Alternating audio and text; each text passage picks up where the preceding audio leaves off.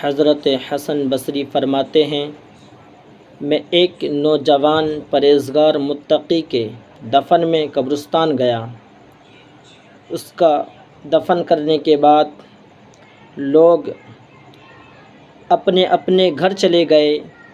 میں جنگل کی طرف، ایک پہاڑی کی طرف چلا گیا۔ میں نے ایک غار کی طرف دیکھا۔ ایک غار میں ایک نوجوان کو دیکھا۔ میں اس کے قریب گیا۔ اس کے پاس جا کر کے میں نے اس نوجوان سے پوچھا، تم یہاں کیا کرتے ہو؟ تو اس نوجوان نے کہا، میں یہیں پر رہتا ہوں، رب تبارک و تعالی کی عبادت کرتا ہوں، رب تبارک و تعالی کی ریاضت کرتا ہوں۔ میں نے اس نوجوان سے پوچھا کہ تم یہاں پر کتنے دن سے رہتے ہو؟ تو وہ نوجوان کہتا ہے، میں یہاں پر کافی وقت سے رہتا ہوں۔ حضرت حسن بصری نے اس نوجوان سے پوچھا، تم کیا کھاتے ہو اور کیا پیتے ہو؟ تو اس نوجوان نے حضرت حسن بصری سے فرمایا، میں 2 پتے کھا کر کے اپنا گزارا کرتا ہوں۔ حضرت حسن بصری نے کہا کہ 2 پتے کھانے کے بعد پیٹ بھر جاتا ہے؟ تو اس نوجوان نے کہا، پیٹ بھرنے کے لیے کون کھانا کھاتا ہے؟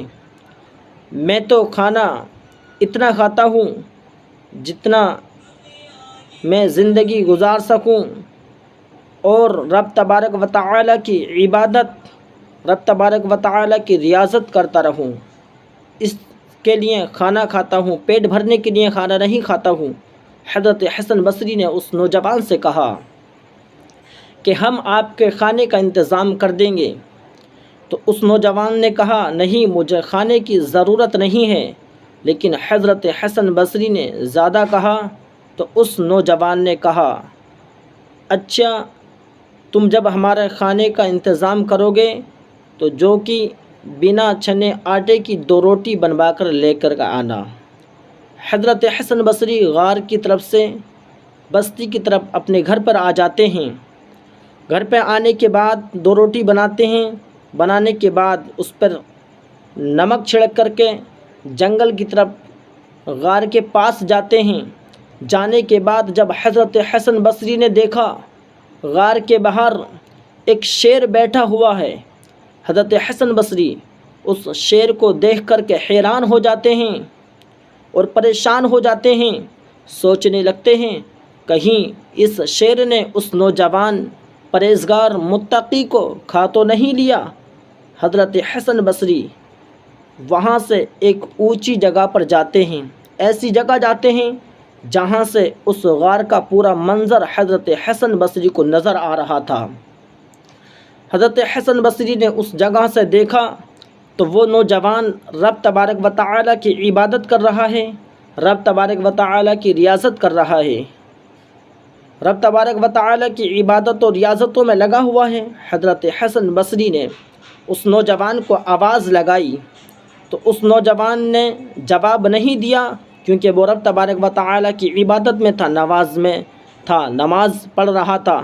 اس نے سلام پھیرنے کے بعد جواب دیا۔ وہیں سے حضرت حسن بصری نے سنا اور حضرت حسن بصری کو اپنے پاس بلایا۔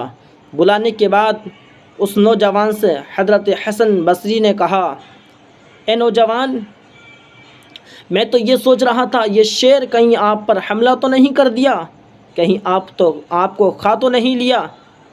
لیکن کہا کہ یہ شیر، میں اس شیر سے ڈرتا نہیں، کیونکہ میں اس شیر سے نہیں ڈرتا، میں اس رب تبارک و تعالی سے ڈرتا ہوں جس اللہ رب العزت نے اس شیر کو پیدا کیا اور مجھے پیدا کیا، سارے عالم کو پیدا کیا، میں اس رب سے ڈرتا ہوں، اس شیر سے نہیں ڈرتا۔ حضرت حسن بصری سے اتنی بات اس نوجوان نے کہا۔ کہنے کے بعد اس نوجوان نے شیر سے کہا، اے شیر، اگر تجھے میرے رب اللہ تبارک و تعالی نے بھیجا ہے مجھے کھانے کے لیے تو آ مجھ پر حملہ کر اور مجھے کھا لے۔ اگر تو رب کے حکم سے نہیں آیا ہے تو یہاں سے اٹھ کر کے چلا جا۔ وہ شیر وہاں سے اٹھ کر کے جنگل کی طرف چلا گیا حضرت حسن بصری کی بارگاہ میں حضرت حسن بصری اس نوجوان کی بارگاہ میں آ کر کے بیٹھے۔ بیٹھنے کے بعد وہ 2 روٹی جو لائے تھے، جو کہ بنا چھنے آٹے کی اور نمک چھڑک کر کے وہ پیش کی۔ پیش کرنے کے بعد اس نوجوان نے ان روٹیوں کو کھایا نہیں، ان روٹیوں کو دیکھا۔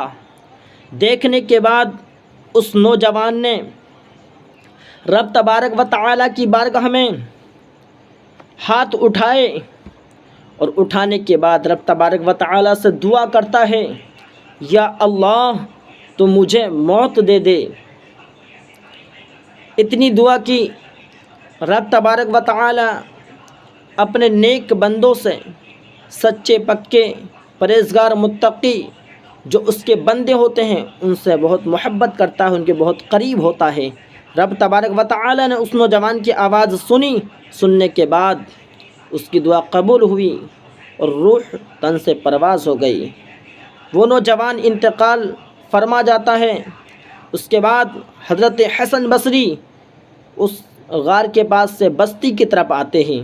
بستی کی طرف آنے کے بعد کچھ لوگوں کو اکٹھا کرتے ہیں اور اس کے دفن کے لیے لوگوں کو اکٹھا لے کر کے جاتے ہیں۔ حضرت حسن بصری نے دیکھا، جنگل میں جا کر کے اور غار کے پاس جا کر کے دیکھتے ہیں تو وہ نوجوان، اس کی لاش وہاں نظر نہیں آتی ہے۔ جب نظر نہیں آئی، حضرت حسن بصری پریشان ہو گئے کہ اس لاش کو، اس نوجوان کی باڈی کو کون لے کر کے چلا گیا؟ تو غیب سے آواز آتی ہے، اے حسن بصری، اب اس کی لاش کو تم تلاش نہ کرو، اس کو رب تبارک و تعالیٰ نے اٹھا لیا ہے۔ رب تبارک و تعالیٰ کی بارگاہ میں دعا ہے، رب تبارک و تعالیٰ ہمیں بھی نیک پرہیزگار متقی بنا۔